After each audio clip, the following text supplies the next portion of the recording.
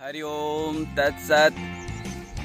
जो अच्छे थे उनको मैं अच्छा लगा, जो बुरे थे उनको मैं बुरा लगा। मैं तो जो था वही हूँ, वही रहूँगा। जीवन में कई बार आप देखे होंगे कि आपके ऊपर समाज के लोग, परिवार के लोग, आसपास के लोग कई बार एक टैग लगा देते हैं। मैं आज उसी परसेप्शन की आपके बारे में समाज में या परिवार में एक परसेप्शन क्रिएट हो जाता है। आखिर वह परसेप्शन क्यों क्रिएट होता है, उस परसेप्शन से आपको क्या लाभ है या आपको क्या हानि है, आज थोड़ा सा हम उस विषय में चर्चा करेंगे। वस्तुतः जीवन में आपके प्रति यदि किसी की नजरिया अच्छी है या आपके प्रति किसी की नजरिया गलत है, इसका मतलब है कि आप अच्छे या गलत नहीं हैं। वह व्यक्ति अच्छा है जिसके नज़र में आप अच्छे हैं, वह व्यक्ति गलत है जिसके नज़र में आप गलत हैं। अर्थात जिसके जैसे संस्कार होते हैं, जिसकी जैसी ज्ञान होती है, जिसकी जैसी दृष्टि होती है, जिसकी जैसी नज़र होती है, वैसे ही उसको नज़ारे दिखते हैं। आप तो आप हैं, जैसे आप थे आप किसी के लिए अच्छे होंगे, आप किसी के लिए बुरे होंगे। आपका अपना एटीट्यूड है, आपका अपना व्यवहार है, आपका अपना संस्कार है, आपका अपना जीवन जीने का तरीका है। तो क्या दूसरे के परसेप्शन से हमें प्रभावित होना चाहिए? बिल्कुल नहीं, क्योंकि जो उसका परसेप्शन है वह उसका है। कोई आपको अच्छा कहता है, इसका मतलब वह अच्छा व्यक्ति है। यदि कोई आपको बुरा कहता है, इसका मतलब कि वो बुरा है, उसको संस्कार ही वैसा मिला है। दुनिया में कोई अच्छा नहीं है और कोई बुरा नहीं है, लेकिन यदि संसारिकता देखें तो यह संसार कुछ ऐसा है कि लोग कांच के घर गिफ्ट कर करके पड़ोसी के घर में जो है पत्थर दे दिया करते हैं, पड़ोसी के हाथ में पत्थर दे दिया करते हैं। दुनिया बहुत जालिम है, दुनिया कनिंग है, चतुराई से काम लेती है। कई बार हम लोग समझने में जो है गलती कर देते हैं। समाज में कुछ ऐसे लोग मिलते हैं जो दो मुँहे सांप होते हैं। एक मुंह से तो शहद की तरह बात करेंगे, ऐसा लगेगा कि शहद बरस रहा है, शहद टपक कर रहा है, और वहीं दूसरे मुंह से जहर उगलते रहते हैं। अर्थात मुंह में राम बगल में छोड़ी। तो ये परसेप्शन है, और ये परसेप्शन तो हम देखें तो बचपन से शुरू हो जाता है, और इसमें किसी को दोष न दें। यह तो माता पिता भी कई बार हम देखते हैं कि अपने बच्चों को बोलते हैं अरे बहुत बदमाश है, अरे तो बहुत नॉटी है। इसका मतलब क्या, हम उसके जो है दिमाग में यह चीज बसा देते हैं कि तुम नॉटी हो, नहीं भी होगा तो उसको हम नॉटी बना देते हैं। बोल बोल कर कई बार बोलने का प्रभाव बहुत पड़ता है। यदि हम किसी व्यक्ति को बोलेंगे कि वो बहुत अच्छा है, तो हो सकता है गलत हो तो बहुत अच्छा बन जाए। कोई व्यक्ति बहुत अच्छा है, उसके बारे में अफवाह उड़ा दी जाती है कि ये तो बहुत गंदगी के साथ रहता है, ये तो बेईमान है। कई बार हम उसे मजबूर कर देते हैं बेईमान बनने के लिए, बोल बोल करके एक परसेप्शन क्रिएट कर देते हैं। प्रश्न ये नहीं है कि सामने वाला क्या परसेप्शन क्रिएट किया, प्रश्न ये है कि आप जो है, महत्वपूर्ण यह नहीं है कि दूसरे लोग आपके बारे में क्या कहते हैं, महत्वपूर्ण यह है कि आप स्वयं अपने बारे में क्या कहते हैं। यदि आपको लगता है कि हम अच्छे हैं, देखिए कर्म वही अच्छा होता है जो करने के बाद कभी भी पछताना नहीं पड़े। यदि कोई भी आप कार्य करते हैं और बाद में पछताना पड़े कि काश मैं ये कर लिया होता, अगर मैं वो किया होता, मगर ये हो जाता, तो ये अगर को अगरबत्ती बना करके छोड़ दीजिए, काश को आकाश में छोड़ दीजिए और मगर को पानी में छोड़ाइए। जीवन में ऐसा कोई कर्म ही नहीं कीजिए जिसमें आपको काश जोड़ना पड़े, पहली चीज। दूसरी चीज कि दूसरे के परसेप्शन से जीवन मत जिया करें। दूसरे के परसेप्शन से आप जिएंगे, दूसरे को खुश करने के हिसाब से जीवन जिएंगे, तो आपकी अपनी खुशी खत्म हो जाएगी। क्योंकि कुछ लोग आपको अच्छे कहेंगे, कुछ लोग आपको बुरे कहेंगे। कोई बाप बेटे थे, गधे के साथ जा रहे थे, गधा भी चल रहा था, बाप बेटे भी चल रहे थे। तो कुछ लोगों ने बोला कि भाई ये गधा कहाँ ले जा रहे हो? तो बोले कि मेला में इसको बेचने ले जा रहे हैं। तो गजब के तुम लोग भी गधा हो, गधा साथ में है और बेचने ही जा रहे हो, तो कम से कम बैठ करके चले जाओ, तुम दोनों पैदल चल रहे हो गधा होते हुए। तो ये दोनों बाप बेटे जो है बैठ गए। फिर थोड़ी दूर गए ही थे कि कुछ लोग मिले, बोले कि यार तुम लोग को दया नहीं आती इस गधे पर, दोनों के दोनों ही बैठ गए हो। फिर क्या हुआ, बाप उतर गया, बेटा बैठे रहा। फिर कुछ दूर गए तो लोगों ने बोला कि कैसा बच्चा है, बाबूजी पैदल चल रहे हैं और बेटा जो है बैठा हुआ है। अब क्या था, बेटा उतर गया, बाप बैठ गया। फिर कुछ दूर लोग मिले, बोले कैसे ये लोग हैं कि जो है छोटा बच्चा पैदल चल रहा है और बाप बैठा हुआ है। फिर दोनों उतर गए। फिर कुछ दूर लोग गए, बोले कैसे आदमी हो, ये गधा को कहाँ से ला रहे हो, थक गए होगा, थोड़ा सा उठा लो इसको। फिर क्या था, दोनों बाप बेटे जो है गधे को उठा लिए। एक पुलिया आ रही थी, उस पे जो है गधा थोड़ा सा उछल गया और पुलिया में गिर पड़ा। कहने का मतलब कि कुछ नहीं मिला हाथ में। यह समाज कभी किसी को जीने नहीं देता है। यह समाज के लोग जो है परसेप्शन क्रिएट करते हैं। भगवान श्री राम को कभी भी पूरे जीवन काल में अस्थिर रहने नहीं दिए। 27 गुण संपन्न माता सीता और पिता राम को कभी भी समाज, और वो भी अयोध्या का समाज, अस्थिर नहीं रहने दिया। गजब अजब लांछन लगाए। आप जरूर रामायण पढ़े होंगे, जरूर देखे होंगे, और नहीं देखे हैं तो जरूर देखिए। आपने रामचरितमानस नहीं पढ़ा तो जो है शायद जीवन का आपने एक मूल्यवान धरोहर खो दिया। तो मेरा कहने का मतलब इतना था कि आप अपने संस्कार के हिसाब से, अपने जरूरत के हिसाब से जीवन जिए। दुनिया अपने जरूरत के हिसाब से आपको अच्छा और बुरा कहेगी। आप किसी की सहायता करते हैं, 50 बार आप सहायता करें कोई फर्क नहीं पड़ता। एक बार किसी मजबूरी बस में आप चुक जाइए, फिर वह आपको चुक जाएगा, फिर आपको वह भूल जाएगा। तो ये समाज जो परसेप्शन क्रिएट करती है वो अपने जरूरत के हिसाब से क्रिएट करती है। ऐसा आपको लगता है तो आप कभी समाज में देखिएगा, कोई कलेक्टर है, कोई डिस्ट्रिक्ट मजिस्ट्रेट है, जब तक वो पावर में होते हैं, मैं भी जब कभी पावर में था तो लोग अलग तरह से सम्मान करते थे। अनेकों लोग आकर के पैर छुआ करते हैं, और जैसे ही आप पद विहीन हुए, आपको पहचानेगा नहीं। अच्छा, मैं आपको कहीं देखा था, आप फलाने जगह थे क्या। कहने का मतलब क्या है कि जैसे ही उसकी जरूरत बदली, आपके प्रति उसकी सोच बदल जाती है।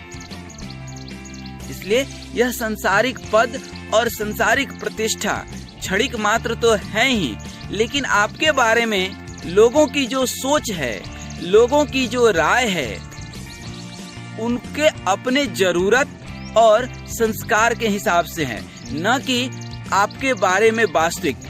अच्छा, क्या ऐसा होता है कि आप अपने बारे में बैठ करके कभी 10 मिनट सोचें? बहुत कम समय मिलता है। मैं कई बार बोलता हूँ, जैसे मैं इस सुरम्य में वातावरण जंगल में आप देखेंगे, ये काफी घना जंगल है। मैं प्रतिदिन लगभग 1 घंटा यहाँ बैठता हूँ, और कभी समय मिलता है तो आप सबसे चर्चा भी करता हूँ। तो मैं कई बार सोचता हूँ कि आदमी 24 घंटा इतना व्यस्त है कि अपने आप को 10 मिनट का समय नहीं दे पाता है। और मैं बार बार निवेदन करता हूँ कि इस 24 घंटा में 24 मिनट कम से कम अपने आप को जरूर दें।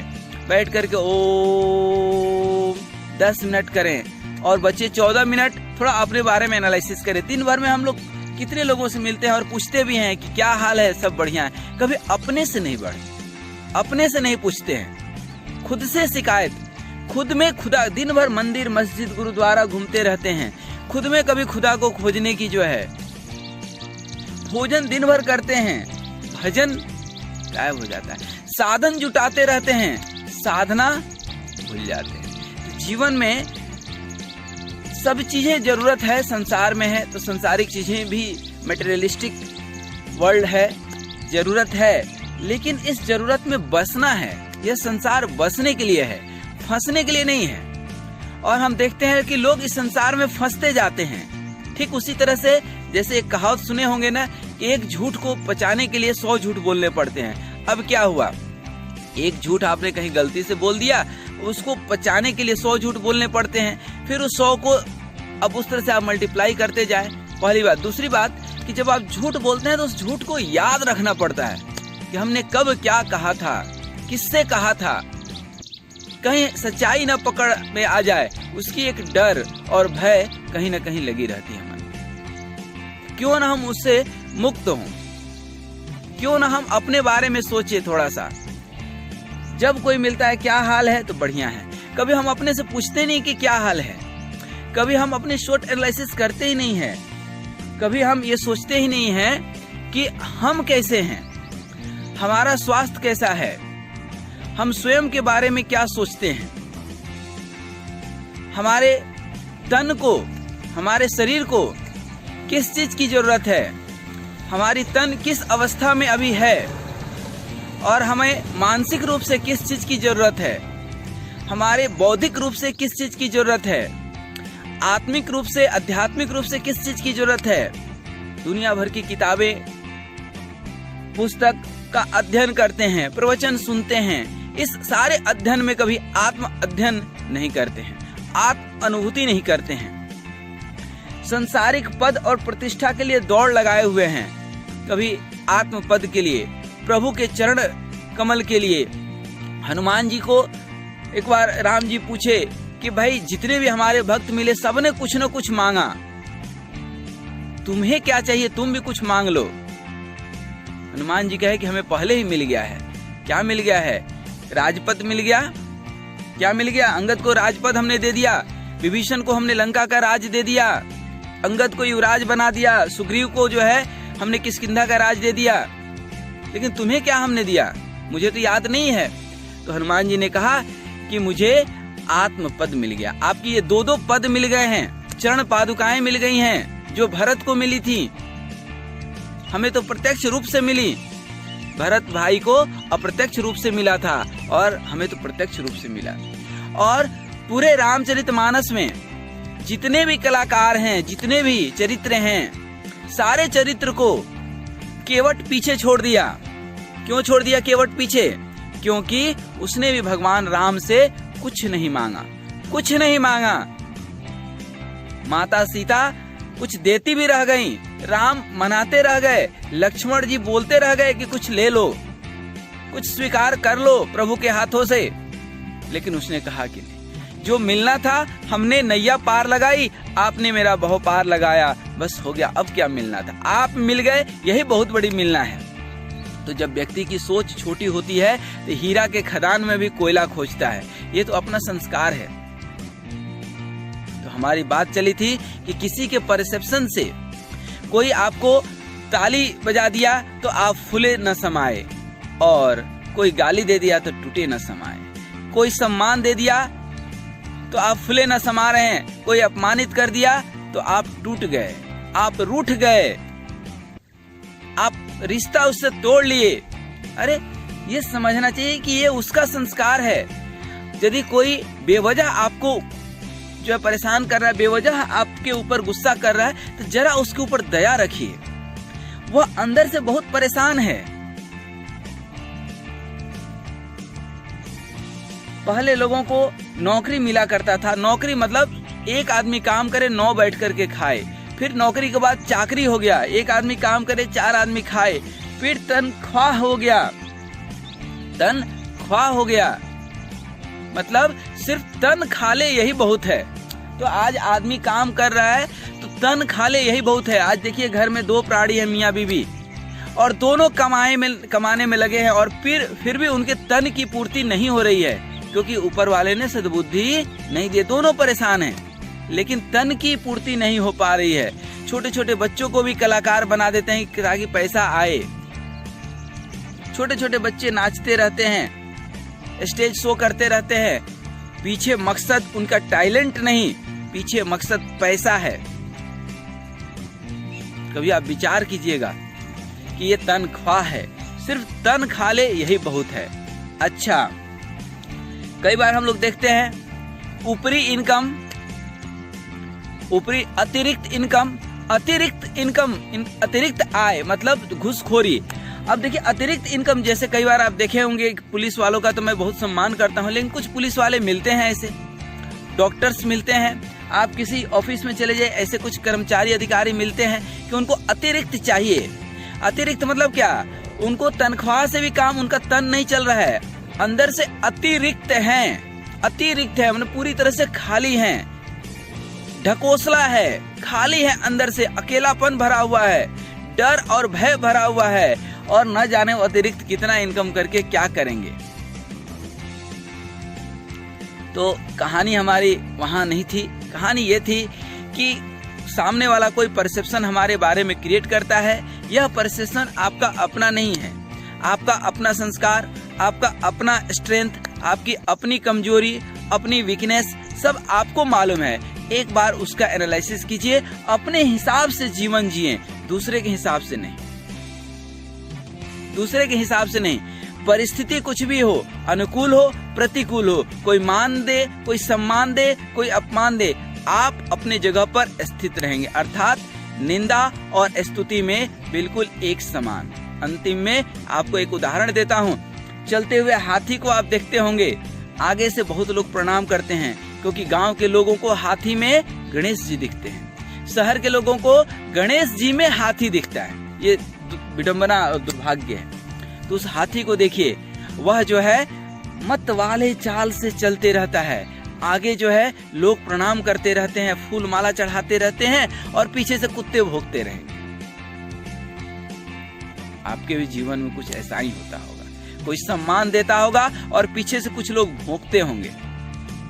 भौंकने वाले आपके दुश्मन नहीं है, सतर्क रहिएगा। सिर्फ वो तो भौंक रहा है, वो अपने डर से, उसके अंदर एक डर बैठा हुआ है। हमने एक कुत्ते का कान पकड़ा और पूछा कि भाई तेरे को क्या दुश्मनी है हाथी से? बोला कोई दुश्मनी नहीं है, नहीं ये मुझे खाना देता है, ना मेरा खाना लेता है, ना कुछ करता है, ना मारता है, ना पीटता है। मैं कितना भी भौंकूं इसको कोई मतलब भी नहीं है हमसे, लेकिन मैं भौंकता हूँ, मैं भौंकूंगा। लेकिन क्यों? बोले हाथी से कोई दुश्मनी नहीं है, दुश्मनी ये सामने वाले लोगों से है। क्यों इसको प्रणाम कर रहे हैं और हमें क्यों नहीं कर रहे हैं? बस बस बस इतना सा ईर्ष्या है। अब मेरी बात आप शायद पूरी तरह से समझ गए होंगे कि जिंदगी जियो मस्तानी में, जिंदगी जियो मस्तानी में, दुनिया जाए कश्ती में, आप रहिए मस्ती में। लोगों का तो काम है कहना, करो योग, रहो निरोग, रहो मस्त। लोगों के बीच क्या कहेंगे लोग, ये उसको भूल जाओ। लोगों का तो काम है कहना, आपको जीवन में है नित्य नए आगे बढ़ना, तो लोगों का परवाह मत करना। जिंदगी जियो मस्त में, जिंदगी जीने के लिए है, जिंदगी में जिंदगी का राज पाना चाहिए, जिंदगी में जिंदगी को मुस्कुराना चाहिए। आइए मुस्कुराते रहिए, हंसी खुशी से जीवन बिताते रहिए। हरिओम तत्सत, हरिओम।